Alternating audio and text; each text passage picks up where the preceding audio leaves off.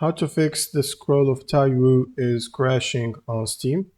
So first you'll need to go to your library and then right click on the game and open up the properties. Now in the launch options you'll need to add -dx11, then go to installed files and click on verify the game files button.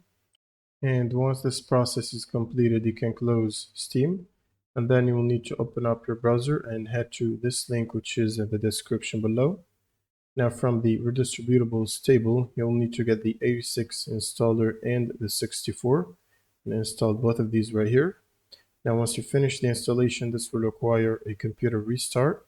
So right after the restart, what you need to do is check if you have the latest GPU updates.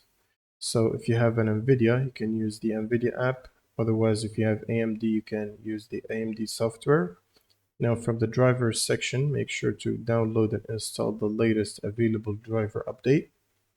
Now all you need to do is run Steam as admin, right click on Steam and run as admin, and then launch the game from your library, and it should solve the crash problem. Thanks for watching and subscribe.